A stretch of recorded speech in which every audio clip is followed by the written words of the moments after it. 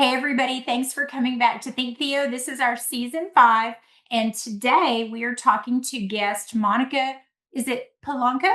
Yes, that's it. Okay, great. And she is in New York. And I haven't gotten to tell you this, Monica, but I had another person from New York on earlier in the season. And she's like my very best childhood friend. She lives and teaches in New York. So it's neat to have two of you from New York on this season. Awesome. Thank you for having me. You are so welcome. Now, I've done a little bit of research on you, and I'm going to let you talk about it, but you have a counseling business specifically for grief. Yes, I support women who are mourning the death of a loved one. I'm an online therapist in New York City, but I also can work with anyone across New York State. Okay. Do you have anybody outside of New York that you talk to, or do you try to keep it just to local? Yeah, that's a good question. I only work with residents of New York State because that's where my license is registered. Ah, that makes sense. Okay. Well, that's very awesome that they have you because as we've learned in our training that we did together for the grief certification, that the grief counseling is very few and far between. Yeah, it is very hard to find a therapist. So I'm hoping that I can support some women and that they'll get a lot of benefit out of working with me. Yes. So take me back a little bit for your story and how you came into this. Yeah, so I was working as a social worker at one of the hospitals here, and I was introduced to a treatment called interpersonal psychotherapy for older adults.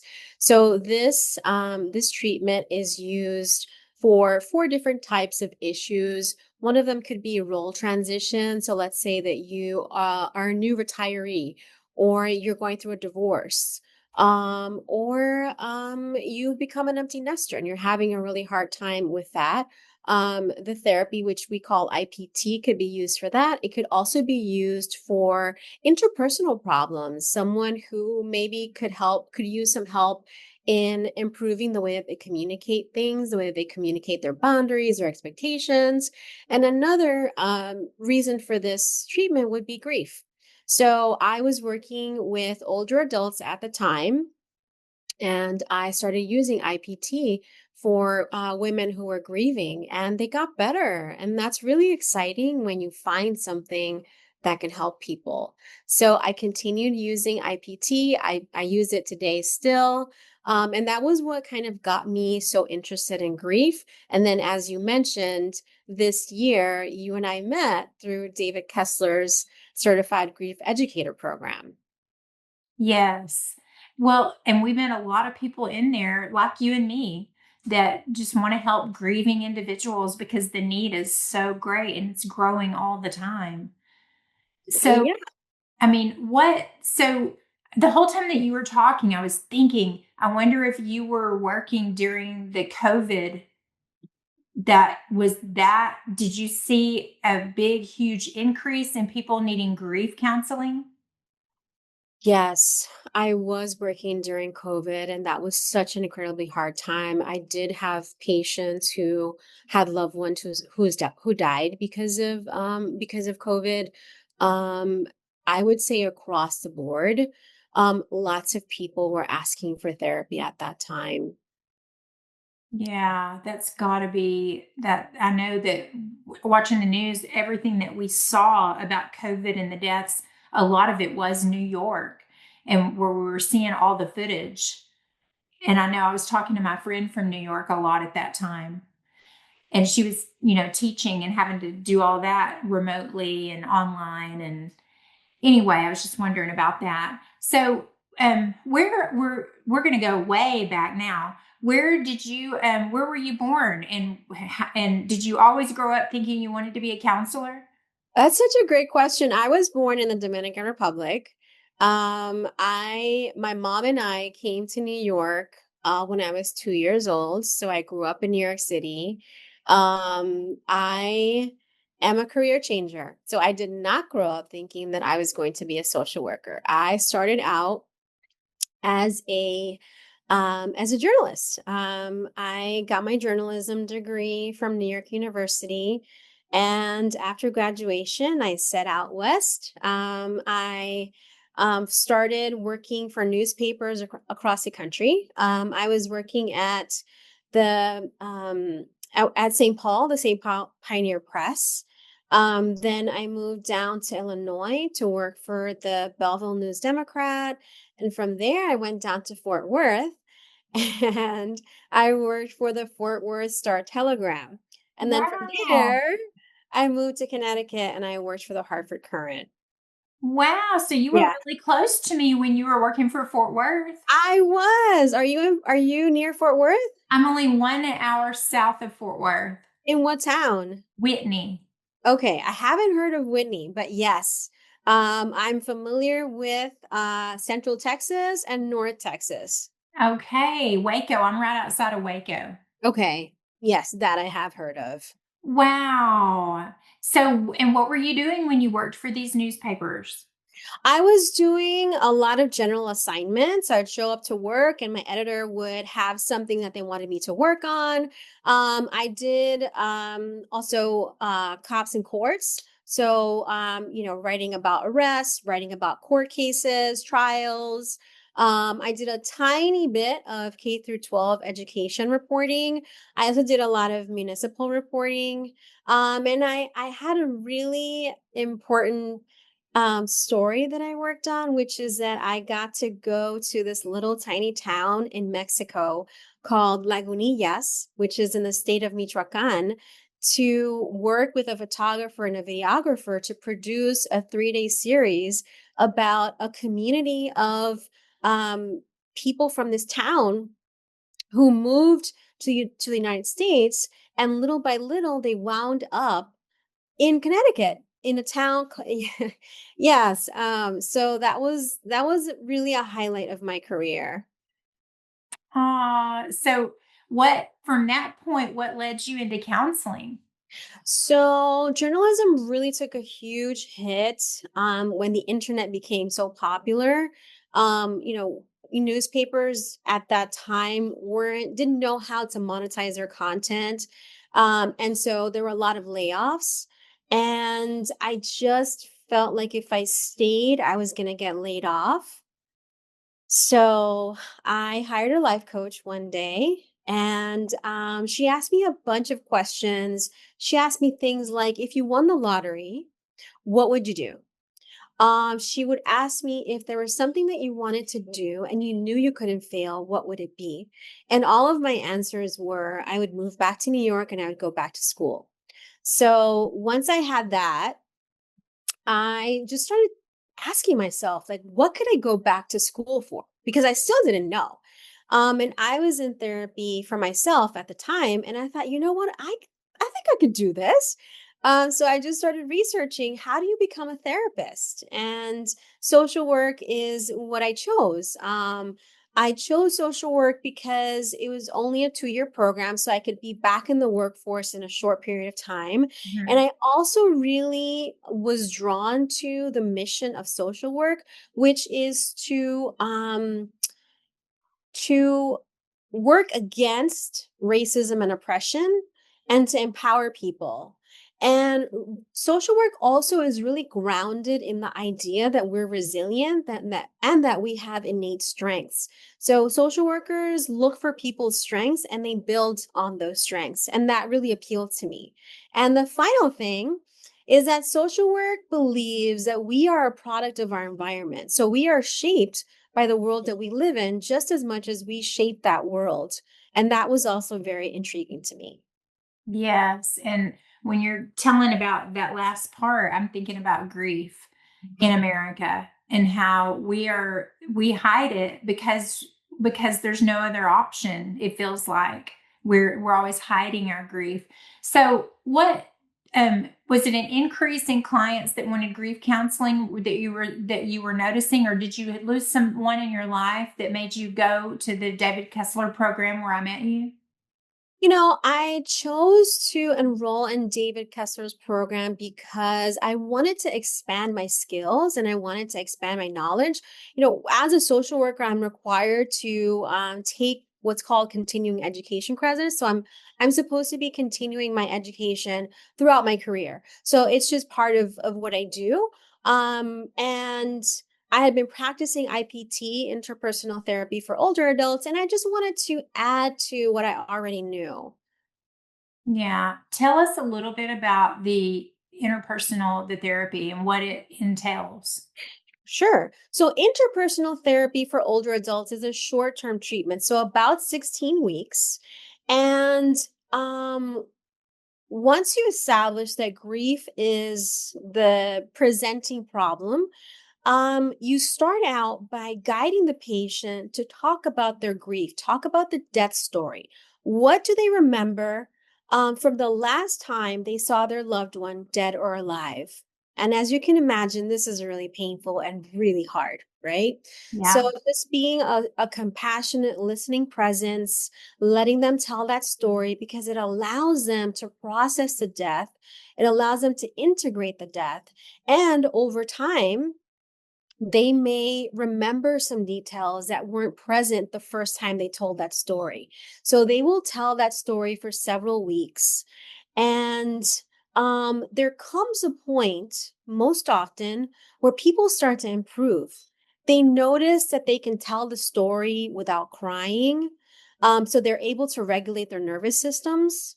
And then at that point, we start asking, well, how can we reconnect you with your community? Sometimes in grief, we may withdraw because we're just, overwhelmed. We don't have the energy. And the treatment really wants to allow the integration of the grief, to process the grief, and to reconnect the person with their community. Are there activities that they stopped doing because of their grief that now maybe they're able to resume? Are there people who have invited them to certain things and they've declined, and now they're ready to start dipping their toes into that community? So that would be the final stage. It's helping them to restore their bonds with the people who are still alive and to open up a new chapter. This is amazing because I did this without knowing that's what it was. Wow. I had complicated grief counseling with my counselor right after my mom's accident. And then she died suddenly just a few months later. And I just continue to tell the story, with my book. I just continue at a book event to retell the story over and over to the point where now I can say the whole thing without crying. I've gotten more into my community with book events and helping people, and now the grief educator certification. So I actually kind of did this, but I didn't know it had a name. Yeah. I mean, you wrote a book and you continue to go out there and tell your story. So yes, absolutely. And I will say, I'm so glad that you feel that you're in a better place. As you alluded to before, we are a grief illiterate society. So I want to put a little asterisk there, which is that the purpose of the treatment is not to stop crying, but rather to be able to regulate your nervous system so that you can talk about it. There will be times when you may cry, and that doesn't mean that you've failed. It doesn't mean that you're stuck. It's just what it means to be human. That something we have these emotions and they're what make us human. Yeah, I love that you talk about that. I love that you just said that because I feel like in America, especially, we're not allowed the emotion of sadness. That people are so uncomfortable with it and they feel like they need to be medicated, which in some cases, some people need. But in other cases, maybe that's not the first thing they should try. Maybe they're just sad and they need, like you said, to regulate the nervous system and work through the emotions in a really healthy way. Grief is a huge life stressor. It's painful, it's confusing. You might be angry, you might be just crying your eyes out, and it's really hard to watch that happen.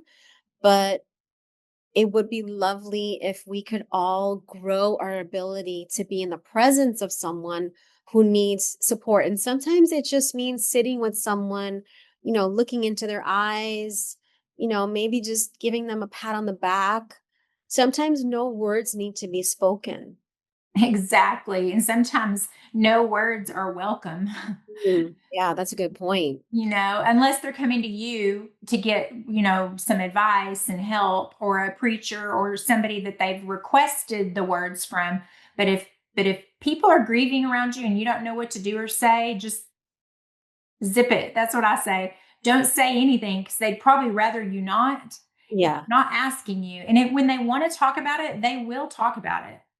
Yeah, or you can just ask them, "How can I help you right now? Do you want me to just listen?" You know? Can I sit with you? Can I go make you a cup of coffee, and be, specific? Sometimes when you ask open-ended questions, they don't know what to say. But if you're specific, like, can I sit on the couch with you for about 5 minutes? Or, just give them something to not have to think too hard about. But I've told many people this, but the most meaningful moments for me early in my grief are when somebody would just sit with me and not offer me advice or a comparison to how they lost their family, or, you know, when they would just sit and let me be and just be present. And we really underestimate the power of presence in this society. Yeah, they're witnessing you, they're allowing you to be exactly as you are, so you don't have to put on a brave face, you don't have to smile, you don't have to perform for them that you're okay so that they can feel comfortable. Yeah, I mean, if you're out there and you know somebody that's grieving, listen to what Monica is saying. And I mean, this is so important. Listen to what we're both saying. You don't have to do anything. It's so simple, and we like to complicate it. That's a really good point, and something that I really had to learn as a beginner social worker. I used to think, well, all I did was listen, I didn't do anything. But that's actually a gift that you give to someone. Listening is doing something. And it's actually very hard for a lot of people. It's a muscle that most people just do not exercise. That listening muscle.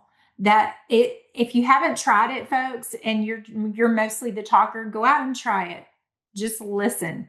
You'll learn a lot, and you'll be shocked that you're learning that much. But as I used to tell, I taught high school. So I would tell my high school students, if your lips are moving, your ears ain't working. Okay. And I'm going to tell everybody out there, if your lips are moving, your ears ain't working. So sometimes just silence, and talk about this, speak to this, Monica. But a lot of people, especially me, I've really had to learn this, and I've had to exercise it. Um, we like to feel the silence, like feel it with words, feel it with something. We can't just be silent.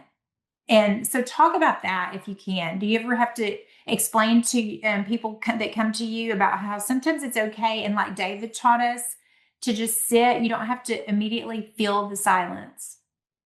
Sure. So, yeah, not feeling the silence can be really hard for some people. Some people have a really hard time being silent with themselves. They might distract themselves, overworking themselves, lots of appointments, engagements, social media. So I would say that I would encourage anyone who wants to improve their listening skills to actually start with themselves. Maybe you might be interested in starting a journaling practice, writing your feelings, writing your observations, and having that silence around you as you process your feelings. Maybe trying meditation, or maybe going for a walk in nature and just letting, there are lots of sounds in nature to listen to. So, expanding what we consider being in conversation. Being in conversation can be that you are the listener and what's happening around you is communicating to you. Amen. Folks, listen to what she's saying, because it completely describes this quote that I came up with, that I always say. You cannot be present in the lives of others if you're not present in your own life. It's impossible to be present for other people if you cannot be present for yourself. And that's a really hard thing to learn to do. My mom was an expert at that, at being present for others. So I had a great example in my life, but not a lot of us had an example like that. So we don't really know how to be present for others. But if you just start with yourself, do some meditation, just be present alone and content with yourself, then it's going to be a lot easier for you to be present for somebody else. And maybe, and you can speak to this, maybe keep it small at first. Don't go out and try to be present for a whole group and talk to a bunch of people, or hear a bunch of people. Just start with yourself, then start small, and then go out and just try to be there for one person. Yeah. Um, It may be a friendship, just a friend that's going through a tough time at work or has lost their job. It can be it doesn't have to be a death. right. It can be the loss of a job, the loss of a spouse, the loss of a girlfriend, boyfriend. Everybody needs somebody to hear them. Absolutely. And just remind yourself that you're providing that person a gift. They may not have anyone in their lives who actually listens. They probably have a lot of people telling them what to do and telling them how to be and telling them, and they probably need just an ear or a shoulder, and that's it. Not a word out of your mouth. I love that. Okay, so switching gears a little bit, how long have you been now in New York? Oh, I've been back in New York for about 15 years. Wow. And how long have you had your counseling? So this is a new version of my private practice. I had a private practice during the pandemic. At that time, I was taking insurance. So I did that for about 9 months. Then I actually closed my private practice and I reopened it last year. So I've had this private practice for about a year, but it's also been in transition. So earlier this year, I decided to stop taking insurance and to only be a private pay therapist. Yeah, that I understand that. Well, and I'm sure so many people that need your help. As we learned in David Kessler's program, there's just so many broken hearts out there. Oh my goodness, yes. And Yeah, like as you mentioned, it doesn't even just have to be a death, it could be a divorce. Sometimes, new diagnosis can also create a form of grief. absolutely. Yeah. Anything that's changing in your life, that anything that's changing that you're unsure of, especially if it's even a negative change. Right. Thing, you got demoted at work. It Right. Yeah. it can be Mhm. little things, and it just as my book title says, my grief is not like yours. My Right. grief is not like yours. That I mean, my life is not like yours. Right. And like David says, any change that you did not want is grief. There you go. That's perfect. Yeah. I Yeah. remember him saying that. Yeah. So I see all the books on your bookcase, and I'm wondering, have you or do you have plans to write a book? Oh, wow. What a great question. Thank you for asking that. I don't know. Perhaps one day I'll have a book. I admire you so much. But I don't have anything specific right now. I think your story would be a great book. Oh, really? Hmm. Thank you. And the fact that you've gone into helping grievers, yet you haven't, not that I know of, experienced a loss that drew you into that. You just saw the need. Exactly. I haven't had a loss that drew me into grief work, but I saw how powerful grief work is. I saw that I had a tool that could help other people. And that's really inspiring. Oh, yeah, you do. You Yeah. have a gift. Thank you. Just like a hospice nurse, a lot of hospice workers have not really experienced that themselves. And they just have this gift to be able to be there with people in that bad, difficult time. Right. And it's so inspiring because grief work really shows us the resilience of people. Yeah, it really, I, and I've always said this, I love a good funeral. I just, I really do. I love a good funeral. And I think what I love about it is it's such a culmination of all their greatest moments, and you're there and you're present. Most people at a funeral are present. There, you don't see many people on their phones, and most people at a funeral are being present. And I feel like that's when we're the most present, is then when we're faced with what we're all going to go through at one time or another, which is death. Yeah.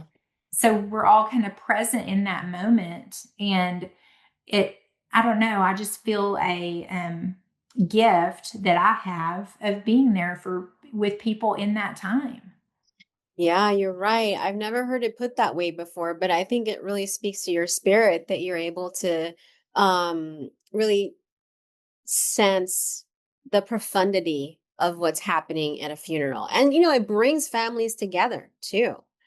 So you're right. It really kind of wakes us up to the fact that we're here for a limited amount of time. And I think, that could be considered a gift that grief provides us. Kind of like, Yeah. it kind of it can prompt us to reevaluate how we're living our lives. Are we living according to our values? Is there something greater that we feel called to, but maybe we've been, I don't know, too scared or procrastinating on? Grief can be a real wake-up call. Yeah. Yeah, I think so. I think I never thought of it that way. But it's a reminder of our humanity. It's a reminder that it's okay to be sad. And like Dolly Parton says, laughter through tears is my favorite emotion. Mhm. And sometimes we got to go through the rain to see the rainbow. Definitely. And, we're all going to experience loss of some kind at some point in our life. Change is the one true constant of life. But when we have people there to help us that have been through it before, or that are trained to help you through it and have a gift like you to be there and be present for somebody, that's what it's all about. Right. Of course, relationships. I think relationships are what make life life. Yeah, I mean, especially for females, I know that for girls, girlfriendships are so critical to our everything. You don't hear of as many boy friendship groups. There are, but it's the girlfriend group is pretty strong. I know when I went through my loss, my girlfriends, that was just a huge part of me getting through it. Yeah, community. Community is so important. That connection. Not feeling alone. As David Kessler says, we heal through connection. Yeah, exactly. Yeah, Heal. to know that you're loved, to know that you are being held. That's so important. Yeah, it's everything. We heal when we have hope. Definitely. That's what helps. So if somebody was in the New York area and wanted your services, where would they go? They could go to my website, which is monicapolancotherapy.com. And I'll have that in all the notes on this Thank you. podcast. Thank you. And there's a contact form on my website, so they can send me a message or, fill out the form. They could also send me an email, which is hello@monicapolancotherapy.com. I know it's a, Okay. That's it's okay. I'll have it all in the notes. okay. And they could also just call me, which I can provide you with the phone number, if you like. Absolutely. It's sorry, I don't have it memorized. Six That's five seven 531 0019. one more time. 657 531 0019. Great. Thank you so much. I'm looking forward to your first book. Thank you. And if you need any help in that process, just reach out to me. But I think you need to write your story. Thank you so much. You are so heartwarming. I love being in your presence. Oh, thank you. I feel the same way. Aw, And season 6, we're going to have you back and we're going to see how far along you've come on the book okay. process. Yes, looking forward to it. I'm sending you a big hug from New York. Oh, I love it. I love when I come to New York, I'll holler at you. Okay, yes, definitely. Please. I would love to see you. Thank you, Monica, for being on Think Theo. Thank you, Theo. Have a good day. You too. Bye, Bye. everybody. Bye.